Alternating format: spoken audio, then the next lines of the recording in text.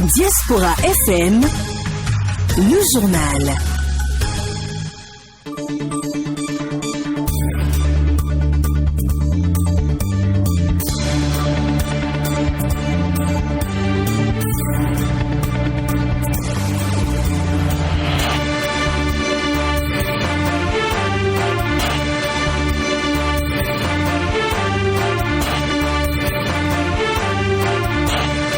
Bonsoir, bienvenue, vous êtes sur Diaspora FM. Merci donc de prendre ce rendez-vous de l'information dans l'actualité de ce jour. Célébration ce 5 mai 2021 de la Journée internationale des sages-femmes, initiée par l'Organisation mondiale de la santé depuis 1992.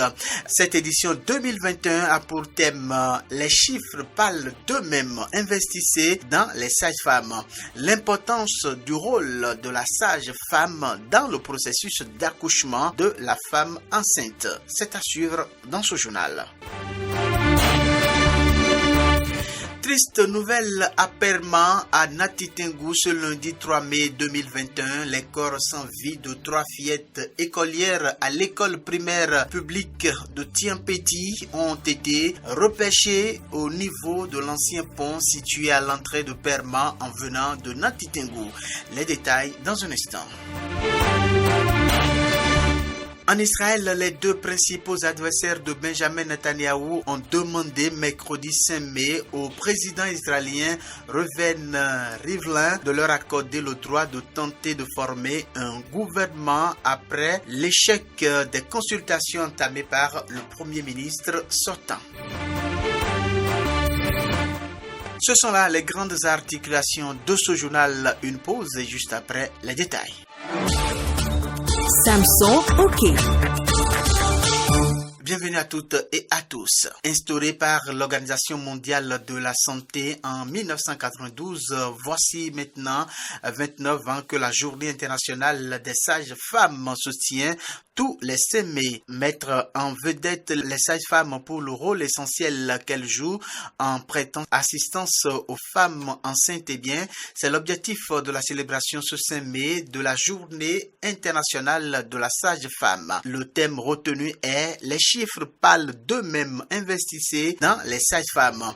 Leslie Agbo Sokemaou, elle est sage-femme. Elle nous explique ici le rôle de cette dernière dans le processus d'accouchement de la femme enceinte. La sage-femme, c'est elle qui s'occupe de la grossesse de la femme enceinte jusqu'à l'accouchement et après quelques semaines de la femme et de son bébé. Elle a les connaissances scientifiques requises qui lui permettent de s'occuper de la femme enceinte et du nouveau-né. Comme les aînés le disent, n'est pas sage-femme qui veut. C'est un don déjà parce que nous sommes les associés de Dieu. C'est pas donné à tout le monde d'être associé de Dieu. Du coup, il faut être appelé à être sage-femme. Il faut avoir la vocation et l'amour du prochain. Donc les difficultés des fois, c'est que des femmes qui viennent à la consultation, qui viennent en travail, qui n'ont pas les moyens, ou carrément c'est que elles sont là, mais le matériel n'est pas là. Et tu as la connaissance, mais tu es incapable de sauver des vies, tu es incapable de travailler. Et quand on parle aussi de difficultés, c'est quand tu vois la souffrance de la femme, juste à cause de cette grossesse qu'elle a contractée, c'est triste. Et en dehors de tout ça, il y a le stress lié au boulot, le stress et tout ce que tu as comme tâche. Parce que il faut le reconnaître, nous sommes dans un pays en voie de développement et la sage-femme, ce qu'elle doit faire, ce qu'une sage-femme doit faire, c'est ce que beaucoup de sages-femmes doivent faire, voilà. C'est une seule sage-femme qui le fait. Du coup, ça devient très difficile parce que à elle seule, elle fera tout à la fois. Des accouchements réussis, des femmes qui te remercient, qui sont tellement heureux et surtout quand il s'agit des femmes qui ont tant cherché la grossesse et finalement l'ont eu et toi tu les aides à avoir ce beau cadeau, ce précieux cadeau. C'est vraiment une joie. On se voit, bon, on est fiers de ce qu'on fait, quoi. Parce que tu es la première personne qui voit le bébé et cette personne-là qui a gardé sa grossesse, c'est à toi maintenant de présenter le bébé à cette personne-là. C'est merveilleux, c'est unique, c'est trop beau. Les patients souffrant de l'asthme et les professionnels de santé ont bénéficié d'une attention particulière ce 4 mai. C'est la journée mondiale de l'asthme, une affection qui tue encore 1000 personnes de moins de 65 ans par an. Essayons de mieux appréhender cette affection à travers les explications du pneumologue Prudence Ablo-Wachime, précédemment reçu sur votre émission Santé Plus. L'asthme est défini comme une maladie inflammatoire chronique des voies aériennes qui va se manifester par des symptômes respiratoires tels que la toux, la gêne respiratoire, des sifflements et une oppression thoracique. Et ces signes auront la particularité d'être variables en intensité et dans le temps. Cette définition résume tout ce qui va se passer. Je peux voir un patient asthmatique aujourd'hui, je l'ai vu à 8 heures, il allait très bien.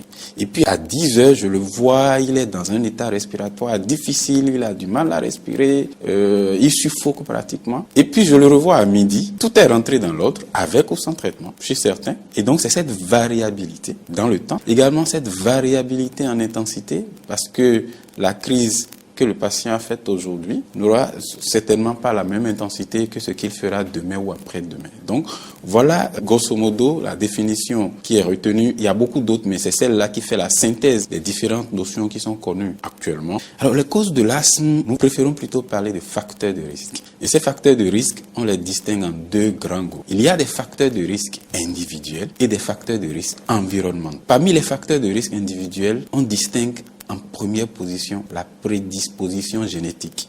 Ensuite, il y a la notion d'atopie. La notion d'atopie, en fait, ça renvoie à l'allergie. C'est en fait la capacité de notre organisme à sécréter de façon anormale ou de façon exagérée des substances qu'on appelle des IgE face à des stimuli, face à des allergènes.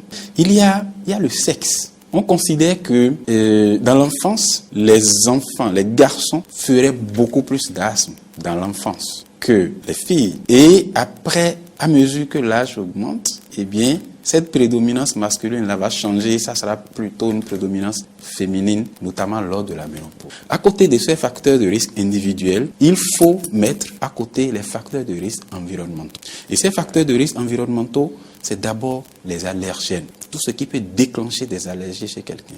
Et ces allergènes, on en distingue deux grands groupes. Il y a les allergènes qu'on appelle pneumallergènes. En fait, c'est les allergènes qui vont opérer par voie aérienne. Et puis, il y a les trophallergènes, c'est les allergènes alimentaires. L'arrondissement de Godomè, ce mardi 4 mai, a servi de cadre pour la réunion de municipalité au titre du mois de mai. Les questions de développement de l'arrondissement en particulier et celles de la commune d'Abomey-Calavi en général étaient au cœur des échanges entre le conseil communal et les populations de Godomè. Clémence Tonoucoin pour le compte rendu. Creuset d'échanges et de concertation entre l'exécutif communal et les chefs d'arrondissement, cette réunion statutaire est prévue par l'article 64 de la loi numéro 97-029 du 15 janvier 1999 portant organisation des communes en République du Bénin. Dans le souci d'entrer en contact avec les administrés afin de s'imprégner de leurs problèmes, cette séance a été rendue itinérante. Godomè s'est réjoui d'avoir été choisi pour la séance de ce 3 mai. Le chef d'arrondissement, Léon Christian Pobli, a dans son mot de bienvenue dressé les préoccupations urgentes de son territoire. La présente rencontre est une opportunité pour le maire et son équipe d'échanger directement avec nous, la population, sur les questions liées au développement de notre arrondissement. L'autre préoccupation qui revêt un caractère très important à nos yeux est celle relative à la gestion des prochaines inondations dans la commune d'Abomey-Calavi. Monsieur le maire, nous gardons encore en mémoire les tristes réalités que nous avons vécues au cours de la dernière saison pluvieuse et nous espérons qu'à l'issue de cette séance de municipalité, des dispositions urgentes seront prises afin de prévenir et de mieux gérer également les conséquences après les premières pluies qui s'annoncent. Le maire de la commune d'Abomey-Calavi, Angelo Arwandinou, semble avoir pris la mesure des choses et a prévu quelques actions clés. Au nombre des besoins qui concernent notamment l'arrondissement de Godomin, nous pouvons citer entre autres la réparation et la pose de lampadaires solaires dans plusieurs localités de Godomin en vue de permettre une bonne circulation et lutter contre l'insécurité. La pose d'une enseigne à l'entrée du siège de l'arrondissement de Godomin en vue de son identification. Les ouvertures de voies dès la reprise très prochaine des opérations de lotissement et que sais-je encore. Mais le défi quant à la mobilisation optimale des ressources en vue de leur réalisation exige l'implication et la contribution de tous. Les représentants des différentes couches de la population ont également adressé à l'autorité communale leurs doléances que le maire a promis de prendre en compte. Introduit par le gouvernement, le projet de la loi organique de la Cour des comptes a été voté par les députés de la 8e législature le 30 décembre 2020.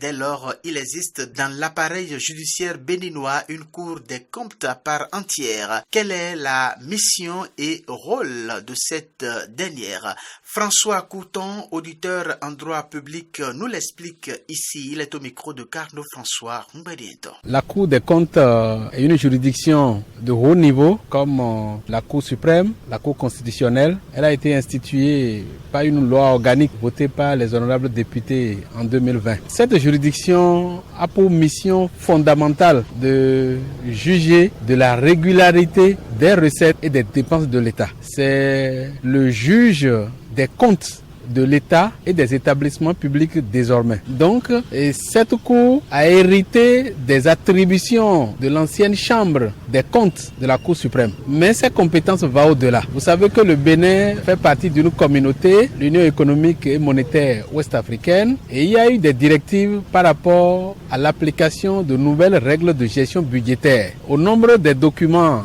de planification budgétaire à élaborer, il y a désormais pour les gestionnaires des finances publiques les rapports de performance. Cette Cour sera désormais compétente pour connaître de l'audit de performance de chaque ministère ou de chaque responsable de programme. C'est la Cour des comptes qui va certifier désormais les comptes des comptables publics. Donc c'est le juge des comptables publics et la Cour juge sur place et sur pièce. Eh bien, ce journal se poursuit sur Diaspora FM. Les fidèles musulmans ont entamé ce lundi 3 mai la 3e décade du mois de Ramadan. Ces 10 derniers jours de jeûne sont marqués par les prières nocturnes que font les fidèles en quête de nuit de la destinée. Nous avons interrogé quelques imams sur l'explication et la valeur de cette nuit. Suivez ici un extrait des propos de Harissou, islamologue et Ousmane Ibouraïma. La nuit de la destinée que nous appelons le Laylat al-Qadr est prévue dans la dernière décade. Et le prophète Mohammed sallallahu alayhi wa sallam, suit insistance des questions de ses compagnons pour connaître précisément le moment de cette nuit de destinée, le prophète a dit qu'il ne lui est pas permis de nous dire cette nuit précisément, mais qu'il peut nous faciliter la tâche. Et en disant que taharrawha fi layali comme la awtar. Ce qui veut dire qu'aller à la recherche de cette nuit dans les nuits impaires de la dernière décade. Les nuits impaires, c'est-à-dire la nuit de la 21e, 23e, 25e, 27e et 29e. Et ça fait 5 nuits dans la dernière décade. Ce qui veut dire, ce qui est sûr est que ça va se trouver dans l'une de ces 5 nuits impaires. C'est pour nous faciliter la tâche. Donc, ce qui est mieux de faire, c'est de veiller. Soit le premier niveau, c'est de veiller toutes les dernières nuits, la dernière décade. Là, vous êtes sûr que vous avez trouvé ça.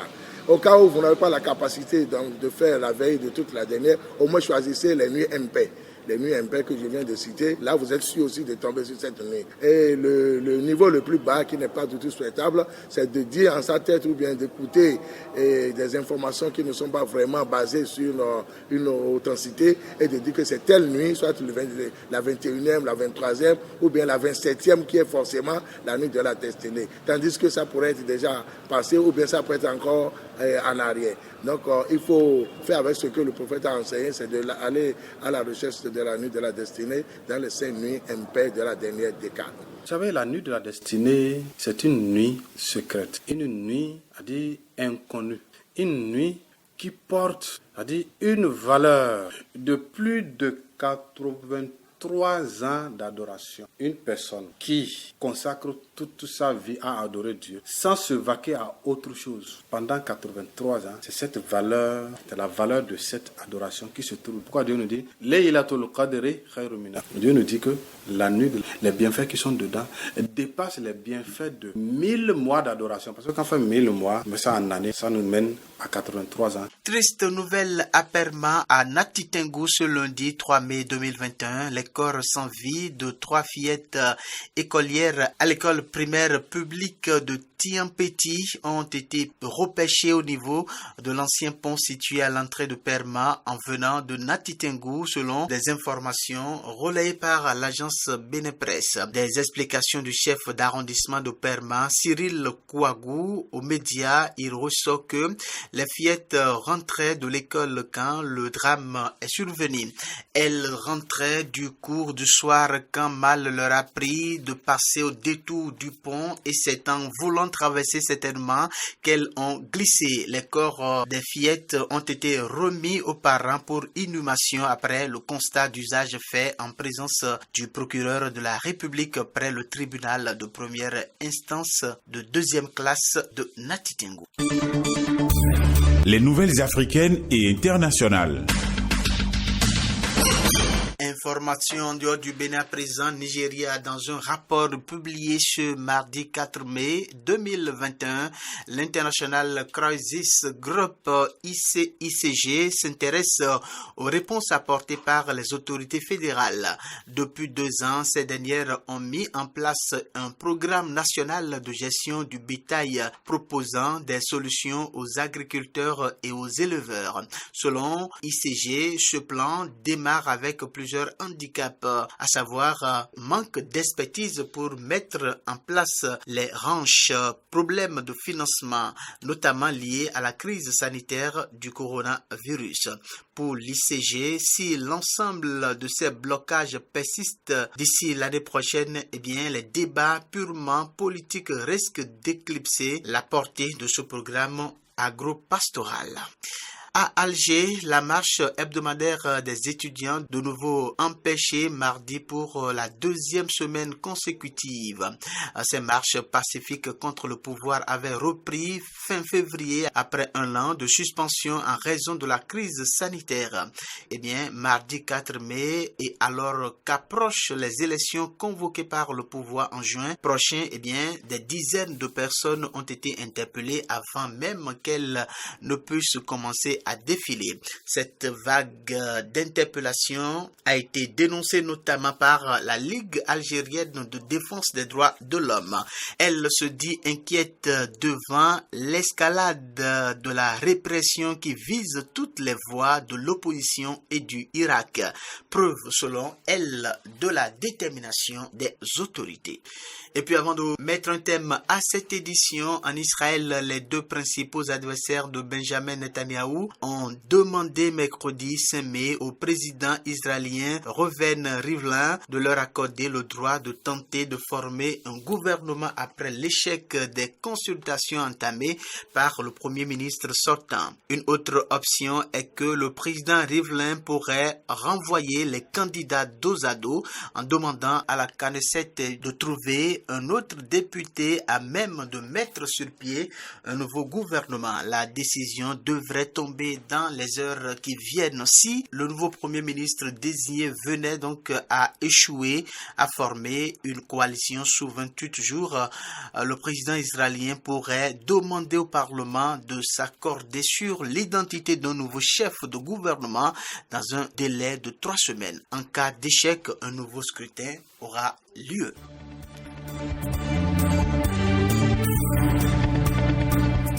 C'est la fin de ce journal sur Diaspora FM. Merci de l'avoir suivi. Samson Ok, j'ai été en direct de ce studio. Marc Fabrel Doibé à la partie technique. Portez-vous bien, au revoir.